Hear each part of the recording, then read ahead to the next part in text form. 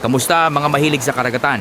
Welcome sa Resty Epil Channel, ang inyong tambayan para sa mga kwento at hiwaga ng ilalim ng dagat. Ngayon, samahan niyo ako sa isang makulay at kamanghamanghang paglalakbay para kilalanin ang isa sa mga pinakatanyag na isda sa mundo, ang anemone fish o mas kilala bilang clownfish. Alam niyo ba na bukod sa kanilang makukulay na katawan, may kakaibang relasyon sila sa mga sea anemone? Oo, parang isang team na nagtutulungan para mabuhay sa wild na mundo ng karagatan. At hindi lang yan, may kwento rin tungkol sa kanilang kakaibang pamilya at kung paano nagbabago ng kasarian ang ilan sa kanila. Tunog interesting, di ba? Kaya huwag kayong bibitiw dahil siguradong may matututunan kayo. Bago tayo magpatuloy, time for some fun trivia! Ready na ba kayo? Huwag kalimutan mag-comment ng I know kung alam nyo ang mga sagot. Trivia number 1, alam nyo ba na ang anemone fish ay may kakayahang magbago ng kasarian?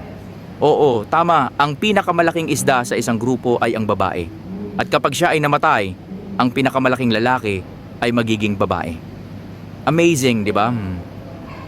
Trivia number 2, ang clownfish ay hindi nasasaktan sa mga tentacle ng sea anemone dahil may espesyal na slime coating sila sa balat na nagpoprotekta sa kanila mula sa mga stinging cells ng anemone. Parang may natural na armor sila. Trivia number 3. Kahit na maraming tao ang nag-iisip na clownfish ay laging mag-isa, sila ay teritorial at madalas nakikita sa maliliit na grupo. Kaya hindi lang sila cute, may mga importanteng role din sila sa ecosystem ng coral reefs. Ang anemone fish ay popular sa mga aquarium at mas nakilala dahil sa pelikulang Finding Nemo. Kaya may natutunan ba kayo? Kung gusto pa ninyo ng mas maraming trivia, i-comment lang sa ibaba. Napakaganda ng ating paglalakbay sa buhay ng anemone fish. Mula sa kanilang makulay na mundo hanggang sa kanilang espesyal na relasyon sa mga sea anemone, tunay na ipinapakita nila kung paano nagtutulungan ang kalikasan para mabuhay. Kung nagustuhan nyo ang episode na ito, huwag kalimutang pindutin ang like at mag-subscribe sa Resty Epil Channel para sa mas marami pang kwento at impormasyon tungkol sa ating karagatan.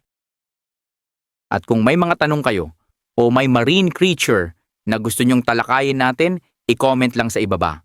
Gusto kong marinig ang inyong mga suggestion at baka ikaw na ang susunod naming shoutout. Hanggang sa muli, tandaan, ang karagatan ay puno ng hiwaga at kagandahan na naghihintay na madiskubre. Maraming salamat sa panonood at kita-kits sa susunod na episode.